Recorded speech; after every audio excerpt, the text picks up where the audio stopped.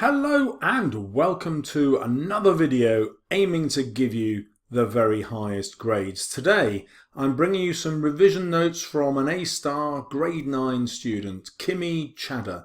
And Kimmy's going to take us through her revision notes on Kingship in Macbeth. There are 17 revision cards that I'm going to show you like this, and this will be such a powerful form of revision because Kimmy has taken her analysis of kingship to the next level. Let's just dive in. Shakespeare uses the crown and throne as metonyms for kingship in the play. So first we've got this hot vocabulary that you're going to learn. A metonym is where an object stands for an idea or a thing. So here the object is the crown, and that stands for the idea of monarchy, of the idea of being king. And the same as the throne. So these things stand for the essence of kingship. So brilliant word for you to choose. Macbeth and Lady Macbeth call it the crown, something that can easily be worn or taken off. Now this is a really profound idea. So what Kimmy's getting at here is they don't call it the throne because a throne suggests some kind of permanence, but a crown is removable, and it means that you can simply be removed yourself. So Macbeth and Lady Macbeth want to see it as a crown because they want to see Duncan as merely a temporary king. But the problem with that, of course, is once they start seeing the crown that way, they teach everybody else, they teach their subjects that it is just a crown which they too can remove from Macbeth. And that irony is included in that very language. Now, Kimmy goes a step further, and she says Malcolm's side call it the throne, something fixed that we can ascend to. So their own language, Malcolm's language, suggests that he will be a permanent king, in contrast to Macbeth and Lady Macbeth, who merely borrow the crown. Okay, you can see that these are really perceptive ideas, and they're about the big ideas, the things that English teachers and therefore English examiners get excited about, the big ideas in the play. The other thing that I want you to take away is that your revision cards shouldn't have more than 3 ideas on them. And that ties in with everything we know about short-term memory, and what it means is when you're trying to remember new stuff, you can only really remember 3 or 4 things at a time. Of course, the great thing about having a video is that you can go back and check. Right, next. A perceptive audience member may argue that Shakespeare uses Macbeth's self-awareness to generate empathy, if not pity. So this is quite interesting. Shakespeare almost invents the idea of the individual in theatre. Not quite, but the soliloquy is relatively recent, and what Kimmy is suggesting here is that we actually get inside Macbeth's mind, we see his self-awareness, and therefore we don't treat him as a wholly evil character. We're actually partly on his side. As he encapsulates the universal desire to feel dissociated from the violence one commits. So here is another profound idea. Kimmy is suggesting that Macbeth has just come from this incredible battle where he's helped the Scottish forces to defeat the Norwegians and to defeat the Scottish rebels. But it's been an incredibly bloody battle. It's one in which Macbeth has unseamed the Norwegian leader from the nave to the chaps. In other words, he's got right in there, stabbed him in the guts and slit him from the guts up to his chin. He'll be covered in blood, and he won't be able to escape all the physical effects of committing that violence. And Kimmy's suggesting that anyone would want to escape that, to dissociate themselves from it. And that we can see in his argument with Lady Macbeth as to whether or not he should kill Duncan. And then finally, Macbeth knows something is wrong, but he decides to do it anyway. And Kimmy's note to herself is, when the consequences arrive, you keep peddling, it could be any of us. So I think what she's getting at here is the idea that Macbeth keeps killing. Once he's assassinated Duncan, he thinks, well, I might as well continue. I am in blood stepped in. So far that returning were as tedious as going over. Okay, so that idea that he feels he's got nothing left to lose. Kimmy also makes sure that she doesn't just talk about Macbeth, but she talks about Shakespeare's intentions, because that's where the higher grades lie. So Shakespeare recognises that ambition is an undercurrent in the relationship, and we're expecting her to say between Macbeth and Lady Macbeth, but no, she's making a much wider point. Between the monarchy and the nobility. So Shakespeare here isn't just writing about Scotland, he's writing about England in 1605, and he's really interested in the relationship between the king, the monarchy, and the nobility, the earls and lords and dukes, if you like, who are around him. So Shakespeare is trying to suggest that the monarch can't rule on their own without the cooperation of the nobility. But when ambition is unchecked by morality, the consequences are terrible for the country and for the ambitious person. Now, when we look at the play this way, we can clearly see that Shakespeare is writing a warning to the nobility and is saying, look, you might not like King James, because if you've got any contextual knowledge, you'll know that many people didn't like him as much as Elizabeth I, and also many people disliked him because he was openly homosexual as well. But the other thing you'll know, of course, is the Catholic Rebellion of 1605, when they tried to blow up Parliament in the Gunpowder Plot. But what Shakespeare is suggesting here is that if your own ambition is unchecked by morality, you come along, you kill the king, that's an immoral act, but it won't just have terrible consequences for you, it will also have terrible consequences for the country. And you can see that in the description of what's supposed to have happened to Scotland as soon as Duncan is killed, with these horses eating each other and strange lamentations being heard in the air and what have you. Next, contextually, Shakespeare establishes a conflict as nobility is portrayed as the potential risk to the crown, but also the force that can restore order. So once Shakespeare has given this warning to the nobles, he then ends the play with all these nobles supporting Malcolm, the rightful heir. So Shakespeare's message to the nobles at court is that they can be part of making James's kingship a success by making it restore order. So when we look at the play this way, Shakespeare is pleading to the nobility not to start any kind of revolution or insurrection. And some contextual knowledge that will help you there is that the play was actually first performed at court, not at the theatre at all. It was performed in front of King James and his nobility, the courtiers. Next, Kimmy has gone to the British Library. She's gone online to get some useful revision notes. A key discussion of kingship takes place between Malcolm and Macduff in Act 4 of Scene 3. In testing Macduff, Malcolm lists all the characteristics of a tyrant, useful bit of vocabulary there, a ruler who controls by power and force.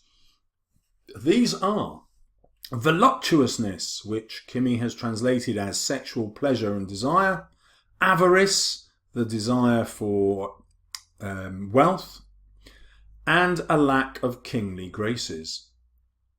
By pretending, so Malcolm pretends to Macduff, that these are his personal faults, Malcolm points out that these are the marks of a tyrant. So he's actually impersonating what he sees as Macbeth's sins. Now what's interesting here is that we might also see some of these characteristics, particularly voluptuousness, the idea of wanting sexual pleasure, as something that King James's contemporaries might have seen in him. And so it's also partly Shakespeare's warning to King James that he has to behave in a way that is full of the kingly graces. He can't be too open about his sexuality. And similarly, he's trying to warn King James not to be greedy. And the easy way to be greedy as a king is simply to start some kind of dispute with the nobles and confiscate their lands. And so Shakespeare's being really careful to drop this subtle hint that he wants King James not to be that kind of king. Then Malcolm lists the graces that he tricks Macduff into thinking he does not possess. And they are justice, verity, temperance, stableness, bounty, perseverance, mercy, lowliness, devotion, patience, courage, fortitude. Now, you don't have to remember all of those, but the key learning here is these are the qualities that Shakespeare is telling King James he must bring to the foreground. He must show these qualities himself in order to stop the nobles trying to rebel against him. It's quite subtle. A new bit of information from the British Library. We are aware that Malcolm knows what is expected from a king and can be confident that when he rules Scotland, healing will take place through his kingship. So that's a structural point about the play. But it's also an interesting idea of what kings should do. They have to heal the country. Now, what needed healing in Shakespeare's time in 1605? Well, clearly, it was this great rift between the Protestants and Catholics. So what he's asking for is a healing of the divide. He's subtly asking King James not to persecute everyone he thinks is a Catholic, just because Catholics tried to assassinate him. Crucially, Malcolm does not possess his father's gullibility. He is aware that Macbeth tried to entice him back to Scotland. This is quite an interesting idea, which Kimmy's going to develop, and what she's suggesting is that Duncan wasn't that good a king. So he didn't recognise the traitor, the Thane of Cawdor, and then when he gives the title, ironically, of the Thane of Cawdor to Macbeth, he doesn't realise that Macbeth is also going to be a traitor. And this is a fundamental fault in his kingship. Malcolm is also politically shrewd in testing that Macduff was not sent by Macbeth to lure him to his death. In other words, Macduff arrives having left his family in Scotland, and that looks like he's trying to persuade Malcolm to come and invade Scotland, but too early, where Macbeth is still prepared for him. So he has to test him by pretending that he doesn't want Macduff's services. Then Kimmy writes down her initial thoughts. Having done her revision, she now writes down her new thoughts that she wants to take into the exam.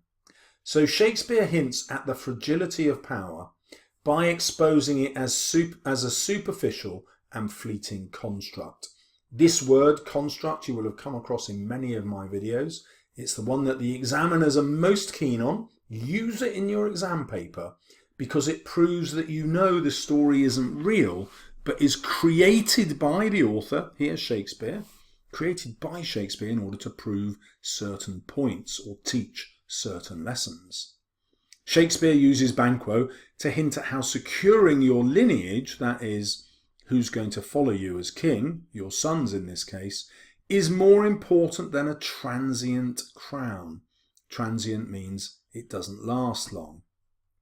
So this, of course, is a political message about King James, who is descended from Banquo, at least that is what the English believed at the time.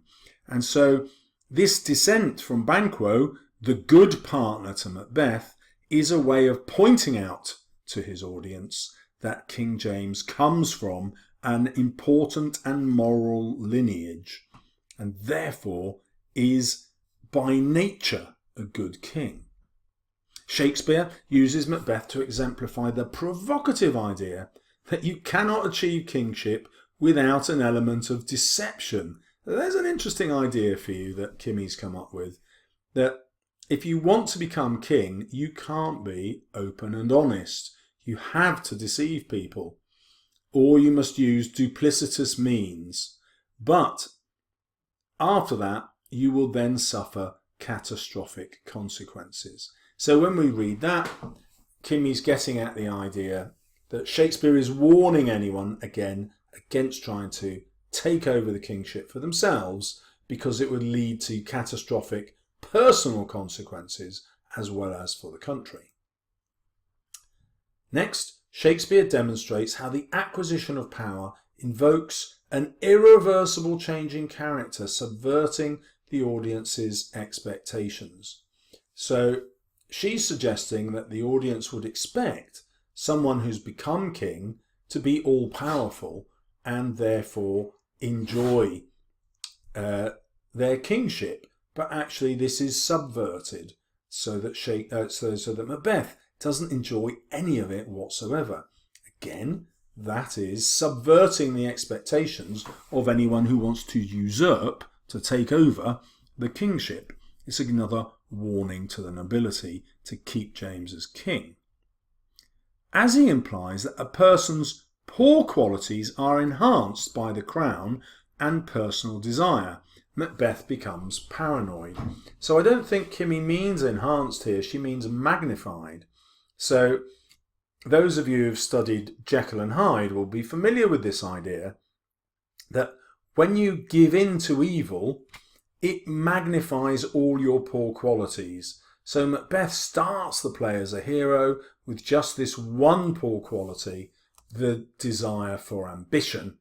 And it's just that one poor quality that brings out all the others and makes him an unscrupulous murderer. Indeed, he revels in further murders. Shakespeare characterises Macbeth as the embodiment of absolute terror and tyranny. So Kimmy is arguing that Macbeth is a personification of the ultimate tyrant, somebody who starts out with noble intentions but then completely gives in to their desire for power. So despite being depicted as a valiant warrior, which initially inspires trust and loyalty in the play's exposition. So that contrast is important, it's a structural point, and it shows how the nobility can give up their reputation and their morality if they seek too much power. Again, it's another way to warn the nobles not to try to usurp King James. Now, you're starting to get the picture, I think, that Shakespeare is living in paranoid times. You know, the idea that someone would want to kill King James II is really, really powerful. And it's not just the Catholics who would want to do it, but many of the nobility who don't believe he should be the king.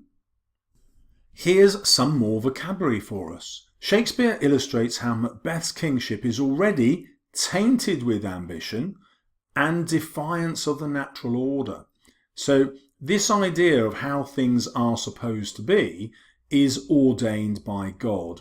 So the idea of the natural order in Shakespeare's time was that God appoints the king, and therefore to get rid of the king is to attack God. And that's why Macbeth suffers this terrible punishment where he doesn't even enjoy kingship, he can't even enjoy sleep, his marriage gets destroyed, you know, everything that he takes pleasure in is destroyed one after the other and taken away from him before he is finally killed.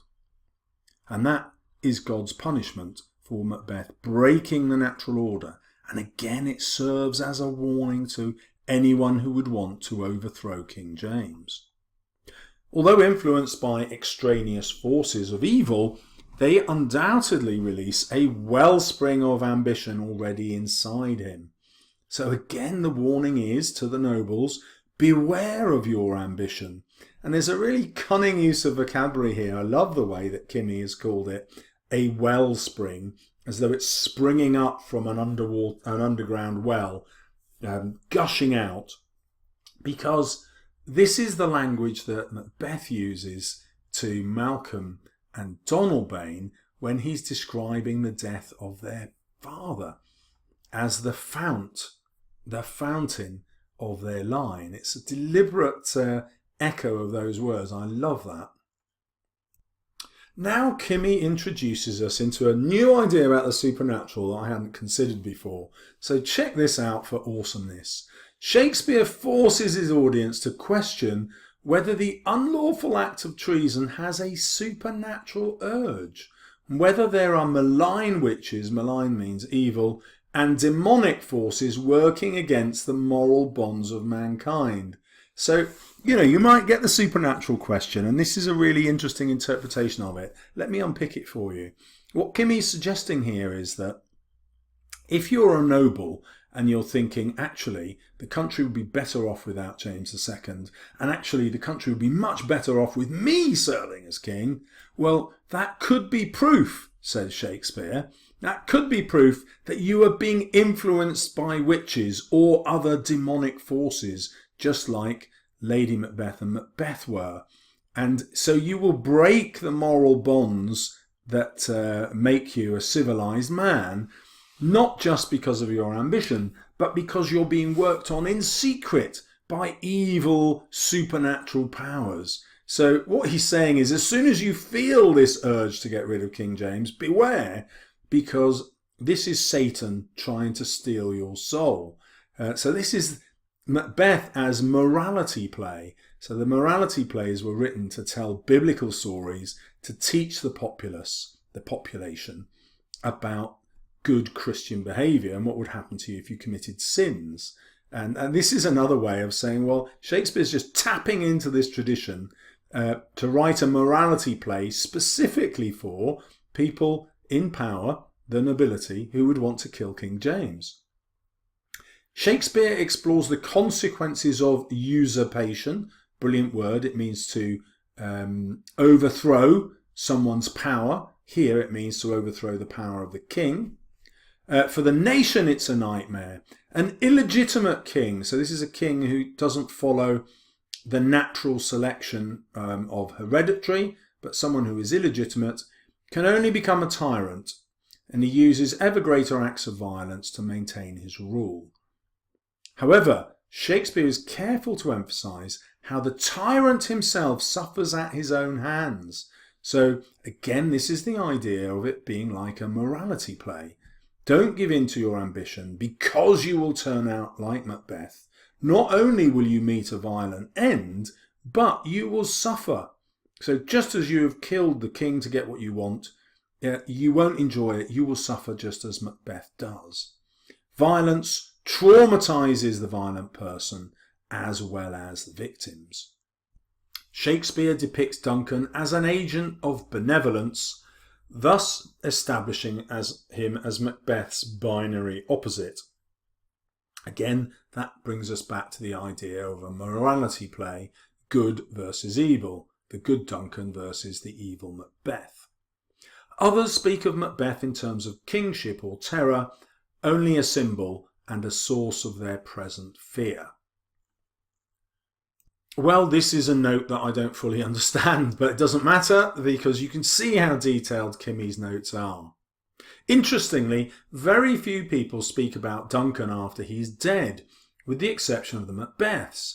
No one speaks of him as a human being, a loving father, a man as well as a king, who should be an object of pity as well as reverence or terror. Now this is an interesting point. So this is a portrait of a king who has no real love from his people. They don't really connect with him as a human being. And perhaps this is also a warning to King James that he needs the human touch. And if you've studied Queen Elizabeth I to any extent, you'll know what a master she was at propaganda and portraying herself as someone who was totally in touch with the English people. And the whole myth of her being the Virgin Queen was that she couldn't marry a mere man. She was married to her country, married to the people of her country, and she was therefore sacrificing her own sexual pleasures and her own desires for marriage in order to be a better queen. So Shakespeare uses how Duncan evinces great respect but little fellow feeling, as I've said, to suggest that James needs to be a different kind of king. We experience great horror when we think about Duncan, but little pity, as Duncan is memorialised and sanctified as a gracious king, but hardly mourned for as a man. So again, Kimmy is pointing out that we don't really see his human qualities. He's almost two-dimensional, a king who has left nothing behind. And Kimmy's take on this is that Shakespeare does it to illustrate how both Duncan and Macbeth are reduced as ineffective kings. Quite a powerful analysis here. Most people wouldn't see Duncan as a totally ineffective king, but Kimmy does, and she's arguing Shakespeare wants to point that out because Shakespeare needs King James to be a different sort of king.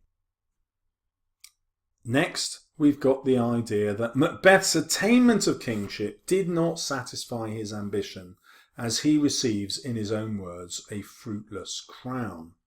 And this again, of course, is a warning to the nobility.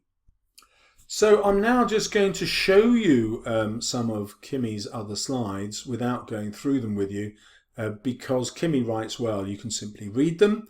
So there's that one, or there is this one. I will actually talk a little bit about this because it's making a comparison between being a king and having the same powers as Christ does, as described in the Bible. And actually we've been given a reference here that it's Luke's Gospel, chapter 4, verse 40.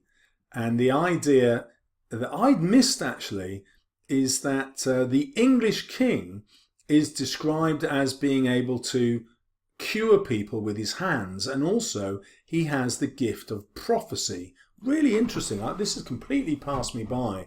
Very sophisticated idea, because it sets up the idea of the English king as supernatural, and this supernatural power is a power for good, like Christ's was, and this is the antithesis, which means the opposite, of the power of prophecy that the witches have.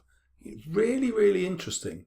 And of course, this is another way in which Shakespeare is emphasizing again how King James is appointed by God, connected directly to God, and therefore it would be a complete sin against God to try and get rid of King James II. So next we have